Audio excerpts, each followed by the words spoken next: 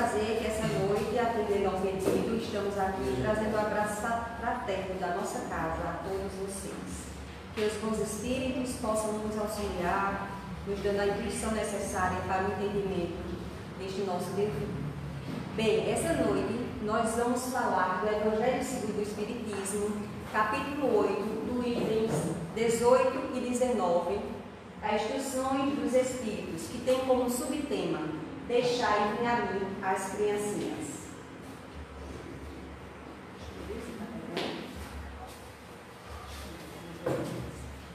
Esse tema, ele faz parte, como eu disse, do capítulo 8, que tem como tema central: bem-aventurados os que têm o coração puro. Kardec, nesse mesmo capítulo 8, no item 3, ele traz a seguinte passagem: a pureza do coração é inseparável da simplicidade e da humildade. Exclui toda ideia de egoísmo e de orgulho. Por isso é que Jesus toma a infância como emblema dessa pureza, do mesmo modo que a tomou como o da humildade. E aí a gente olha esses rostinhos lindos, convidativos, e quase nunca nós paramos para analisar que por trás desses rostinhos lindos, indefesos, que olham para nós pedindo amparo, proteção, habitam ali espíritos milenares. Dando prosseguimento a isso, no livro Estudando o Evangelho com Bezerra de Menezes, ele diz o seguinte: Jesus recorre da figura da criança como símbolo da pureza de coração e da simplicidade. Porque nos primeiros anos da vida, a manifestação dos sentimentos é sincera, sem a mescla dos interesses e das manipulações do mundo. A criança, na espontaneidade dos seus gestos e do seu verbo, exprime o que lhe passa no íntimo da alma. Não guarda mágoas ou ressentimentos, não se melindra, tampouco se fecha no rancor e nos pensamentos de vingança. E aí a gente basta analisar a atitude de uma criança. A criança, quando não é estimulada para determinados comportamentos, ela não traz naturalmente nas suas atitudes o egoísmo. Ela brinca ali com outro coleguinha, se ali se desentendem, todos querem o mesmo brinquedo, sai algum choro, mas logo em seguida eles fazem questão de voltar.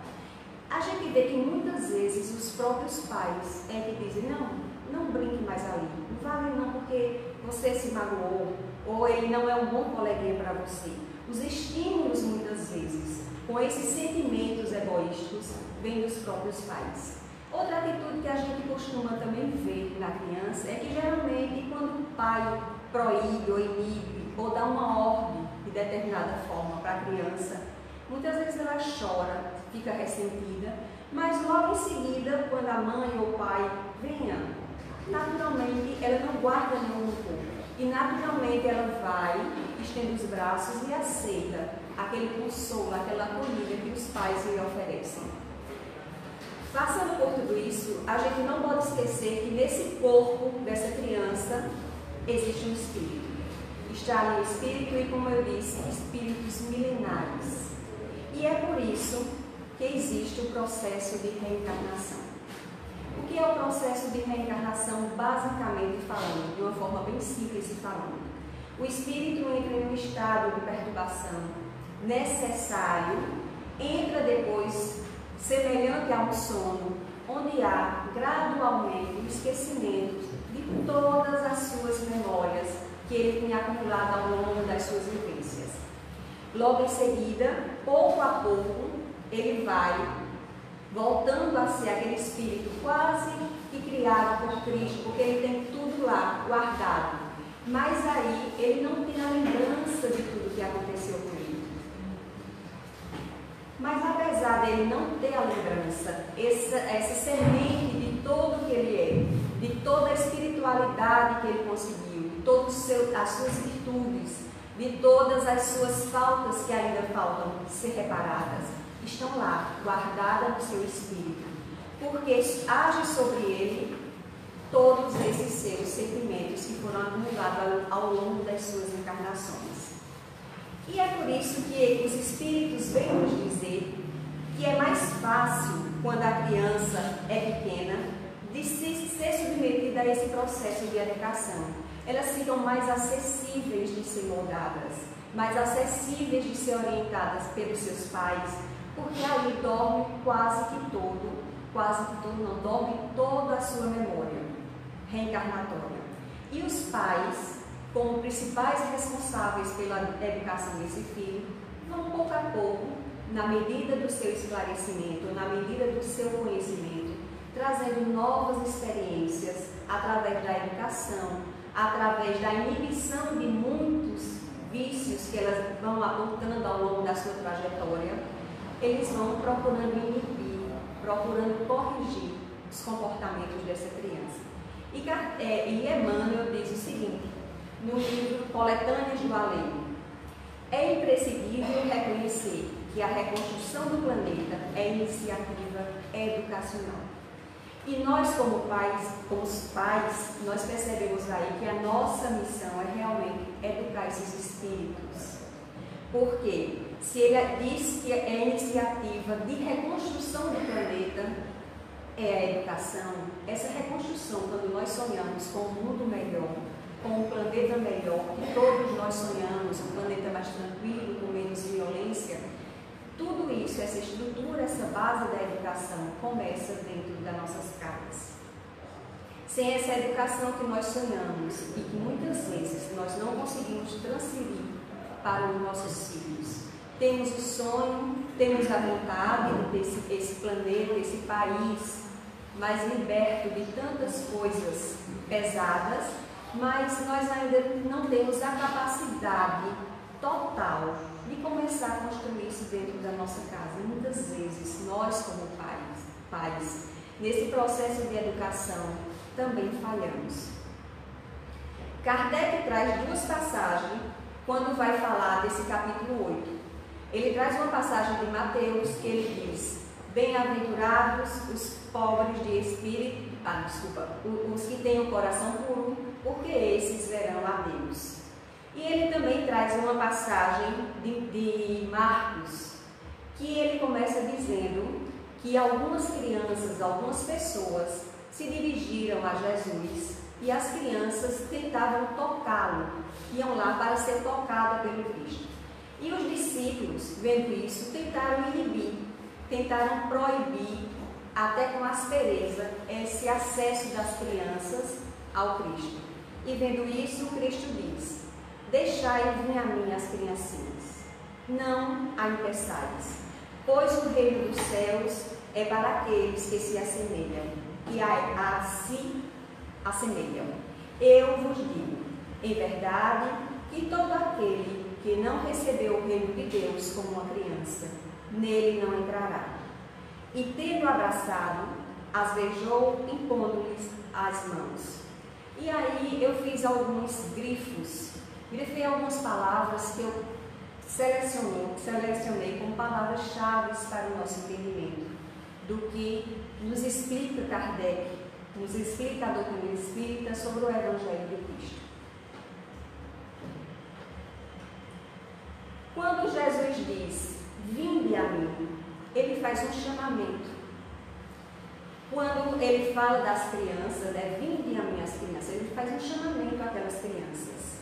Ele fala também aí que quem não tem um coração puro não terá acesso ao reino dos céus.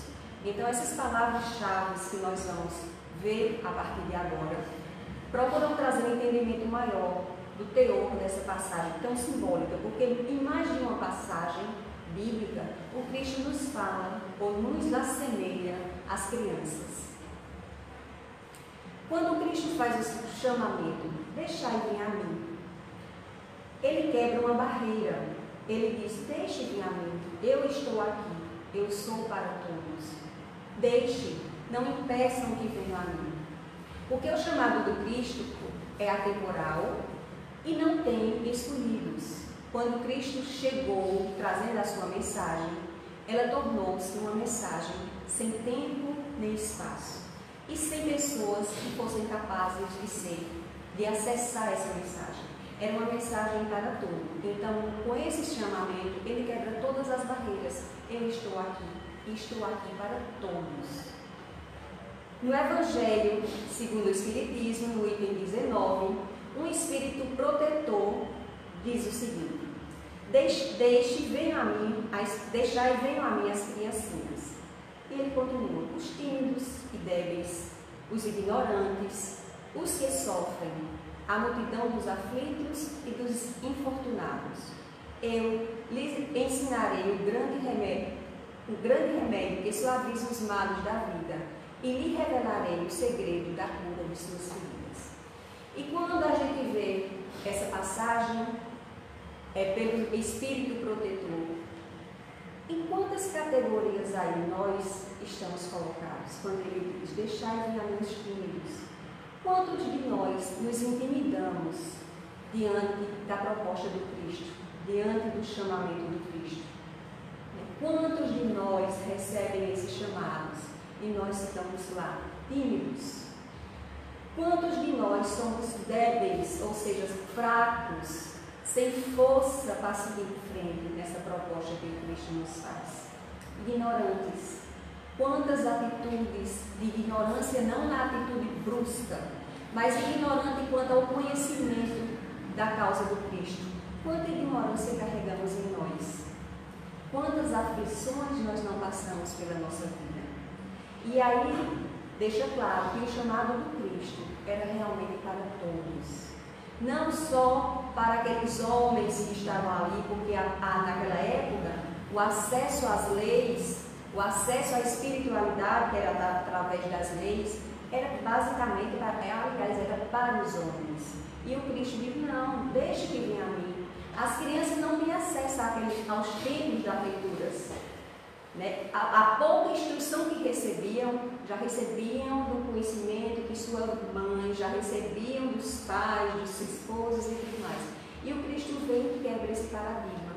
Venham a mim.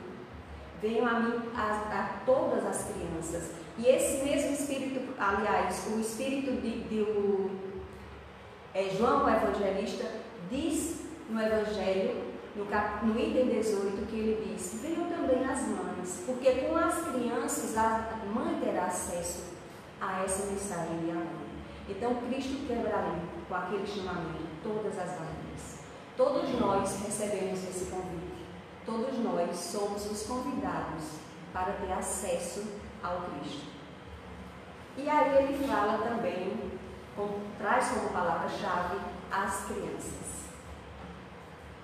O Espírito João Evangelista traz a mensagem que diz assim: Jesus chamava assim a infância intelectual da criatura formada. Quando ele fala em intelectualidade, não fala de uma pessoa letrada, uma pessoa que lê muito, que tem acesso às letras, à fala. Ele fala da intelectualidade do saber espiritual, da sabedoria espiritual. Quantos de nós, quantas pessoas não leem, devoram livros e mais livros, mas continuam crianças espirituais, com atitudes de crianças espirituais? E quantas pessoas, muitas vezes, não têm acesso a nenhuma literatura, seja ela qual for, mas nenhuma literatura, mas tem uma bagagem de sabedoria de vida, tem um conhecimento, tem um controle das emoções, carregam em si aquele dom de chegar e ser o bálsamo de muitas situações, sem ter acesso a nada, mas já estão conquistando a maioridade espiritual. E quantos têm todo esse acesso, mas na frente do menor, da mínima coisa que lhe tire da zona de conforto, todo esse conhecimento se desconstrói. E nasce novamente aquela criança mimada, aquela criança que ficou lá atrás, com todas as suas limitações. Kardec, na Revista Espírita do ano de 1866, no mês de fevereiro, ele traz uma passagem, uma leitura que diz assim: primeiras lições de moral da infância. E ele começa assim: de todas as chagas morais da sociedade, parece que o egoísmo é a mais difícil de rezar, rezagar. E continua: com efeito, ela é tanto mais quanto é alimentada pelos próprios hábitos da educação. E aí a gente vê, quem educa os filhos somos nós.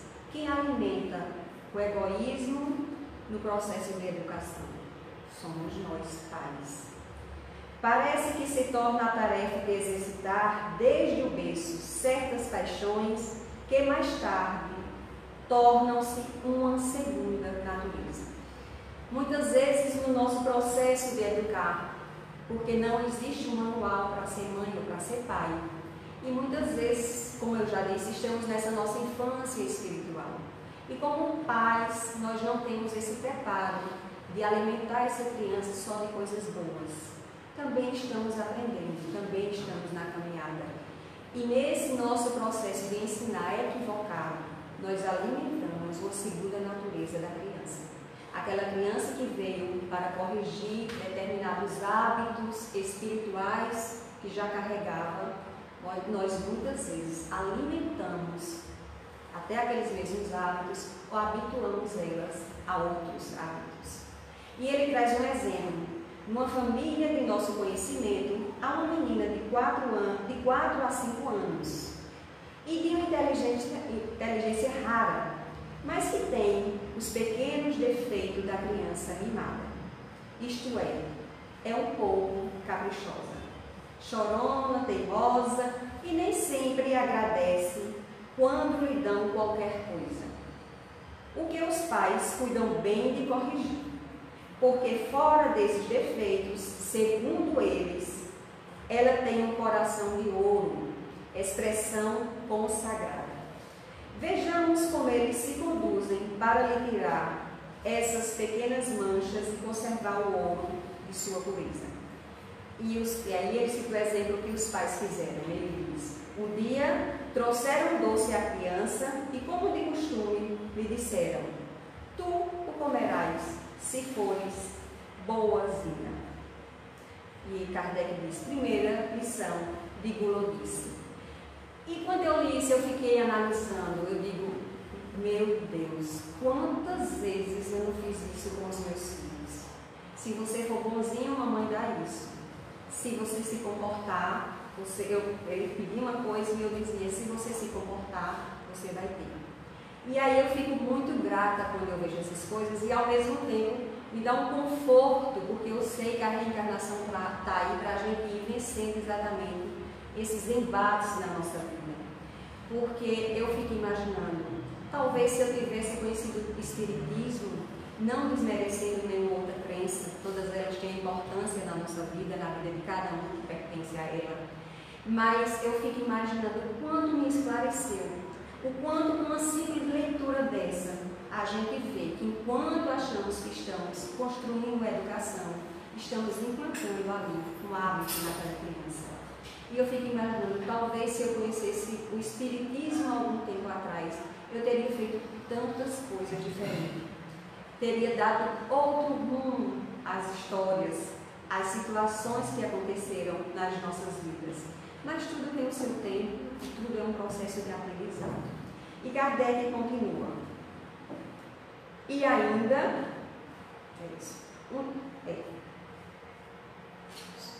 e ainda muito pior, quando lhe disseram o que não é menos frequente, que darão o seu pedaço a uma outra criança.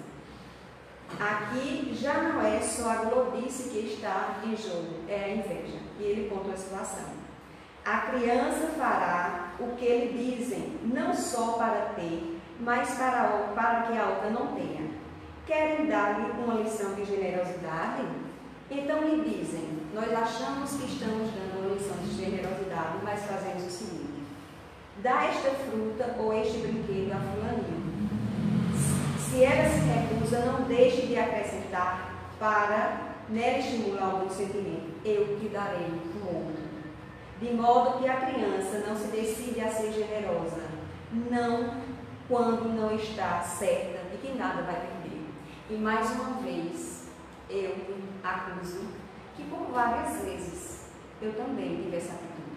Por várias vezes a gente diz: desse brinquedo você não ganhou outro, ou então desse brinquedo que você não brinca mais, que eu lhe darei outro. Aquela criança não tem nada, dê a ele, você já não usou, não serve para você. O que é que a gente está ensinando? Que generosidade seria essa?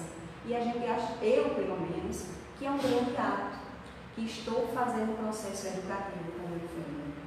Mas que lição de generosidade é essa? Você vai dar, mas eu vou lhe dar algo melhor em troca. Por isso que você vai dar isso. E quantas vezes nós mesmos pais não temos mais apego às coisas dos nossos filhos do que os próprios filhos? Quantos quartos nós não vemos aí cheios de bonecas, cheios de carros? A criança nem brinca. A criança fica um adulto e os carros estão lá, porque os pais muitas vezes, como um sentimentalismo por aqueles elementos tão grande, que estimulam para que o apego se instale ali nos nossos filhos. Não, foi seu, foi fulano que deu, mas a criança nem lembra mais quem é. Quem é essa pessoa? Nem sei. Às vezes nem mais faz parte do nosso convívio, mas está ali. E nesse processo, achamos muitas vezes que estamos ensinando o zelo, tenha cuidado com as suas coisas, valorize as suas coisas. Mas daí, quando a gente lê isso, a gente vê que não passa de um apego, muitas vezes mais nosso do que dos nossos filhos. E aí Kardec continua. E ainda, muito pior, quando lhe dizem o que não é menos frequente, que darão o seu pedaço a uma outra pessoa. Quando traz alguma coisa, não coma isso, porque se você não comeu, eu vou dar fulano.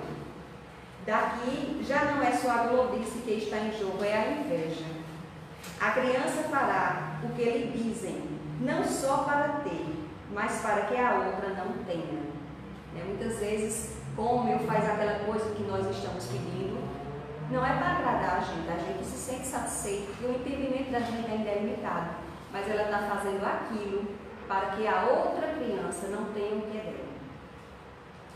E ele diz, quando quer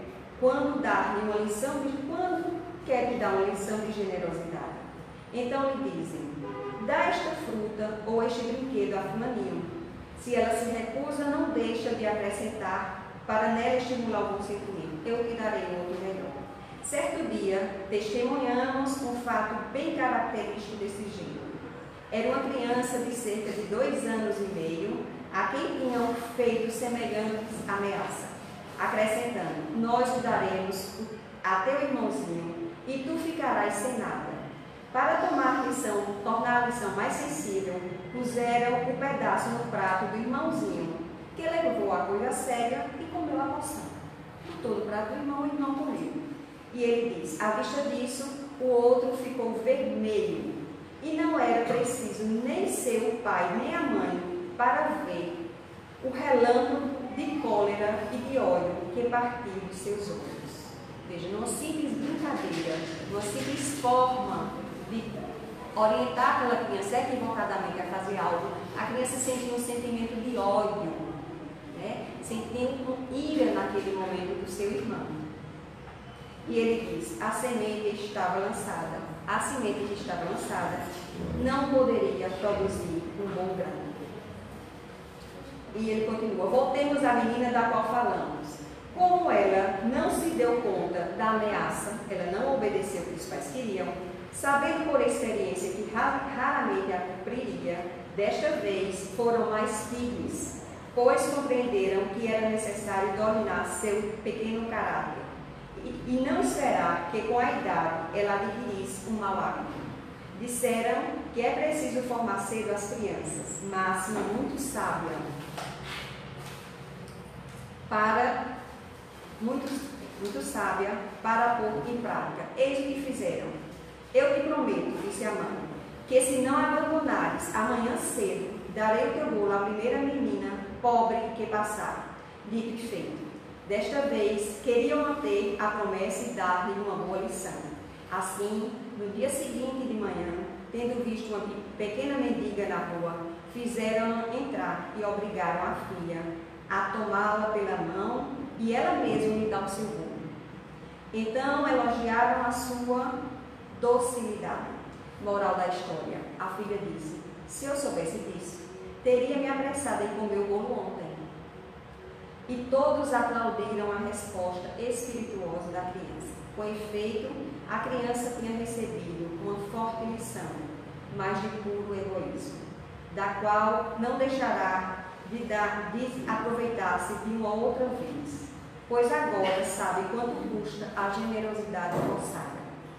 E aí, com essa escrita de Kardec, nós percebemos em pequenos detalhes que muitos de nós cometemos no nosso dia a dia.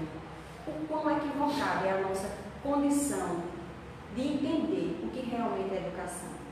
Eu vi certa vez uma pessoa que dizia, é muito comum a gente ver uma criança tropeça em uma pedra ou bate com a cabeça em uma mesa e a mãe, para consolar aquele choro, diz assim: vamos lá, eu vou bater na mesa, ou então essa pedra é feia, e diz alguma coisa. E uma educadora certa vez disse: não, a criança está chorando, pega a criança pelo braço e diga: você bateu porque você não observou que a pedra estava no seu caminho. Você bateu nessa mesa porque você veio brincar num lugar que não é apropriado. A mesa não fez nada.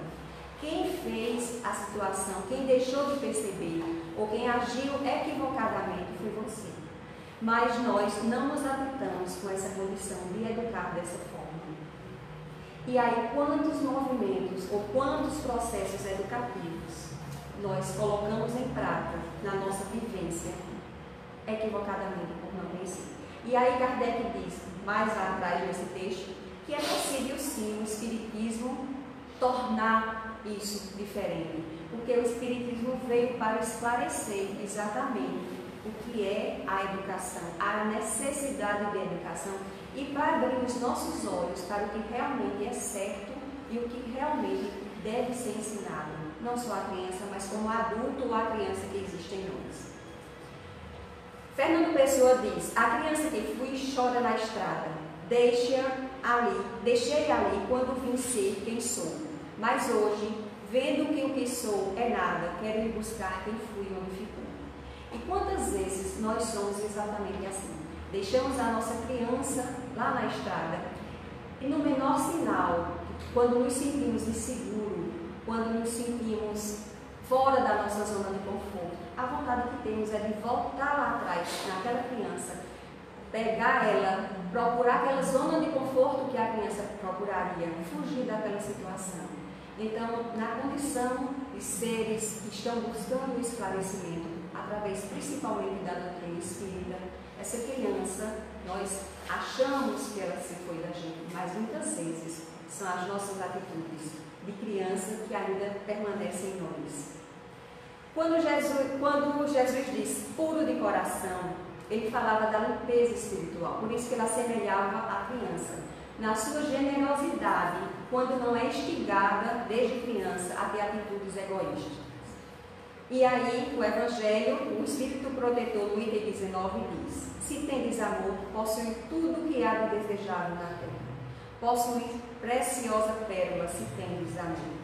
Vereis apagar-se de vossa alma tudo que seja capaz de lhe manchar a pureza. E por mais que nós nos achemos equivocados, porque a proposta do Espiritismo não é que saiamos cheios de culpa, é que tenhamos uma oportunidade de fazer diferente. E a única oportunidade de se fazer diferente é através do amor. A única oportunidade de corrigir os nossos erros é através do amor. Porque quando temos esse amor, quando procuramos despertar esse amor em nós, desperta em nós a vontade de querer aprender.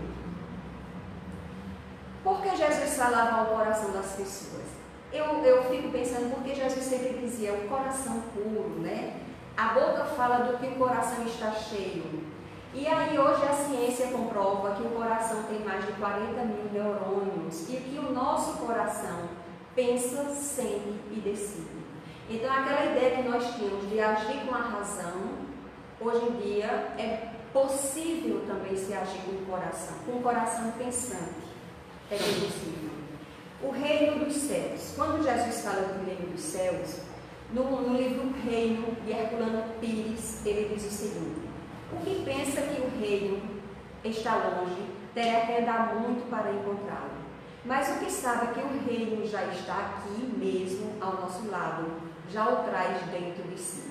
Ai, porém, do que pensar que o reino já está nele e deixar de procurar. Então, esse reino dos céus é uma busca diária, é uma busca eterna, porque só alcançará quem tem um coração puro. E esse é o nosso processo aqui na Terra, né? Voltarmos, aprendermos, vai ir nos purificando a cada dia. E outra palavra que vem como pano de fundo aí é o impedimento. Quando os apóstolos diz o seguinte: apresentaram-lhe algumas crianças a fim de que ele as tocasse. E como seus discípulos afastaram com palavras deles. Quantas vezes nós não somos um impedimento para que o outro se aproxime de Cristo? Quantas vezes nós mesmos não somos um impedimento para que os nossos filhos, para que as pessoas que nos rodeiam não se aproximem de Cristo? Quando deixamos de espalhar a esperança, quando muitas vezes revelamos essa criança rebelde que somos nas nossas ações, nas nossas grosserias, nas nossas asperezas, como os apóstolos fizeram. Então, quantas vezes o impedimento de se chegar ao Cristo é por nossa causa? Voltando às palavras, nós vemos que quando Jesus se reportava à criança, o sentido real é a nossa necessidade educativa. Nós temos essa necessidade educativa durante toda a nossa encarnação. Quando ele falava de corações puros, se reportava a nossa reforma íntima, fazer a limpeza do coração através da reforma íntima. O reino dos céus se trata do estado de consciência e o chamamento são as reencarnações que passamos. Emmanuel, no livro, diz o seguinte: a criança é o futuro. E com exceção dos espíritos missionários, os homens de agora serão as crianças de amanhã, no processo reencarnacionista. Então, essas crianças que nós educamos, esses filhos, hoje nós que já somos adultos, nós seremos as crianças de amanhã. E ele continua dizendo: a criança de agora ediciar fatalmente em biologia de retrato.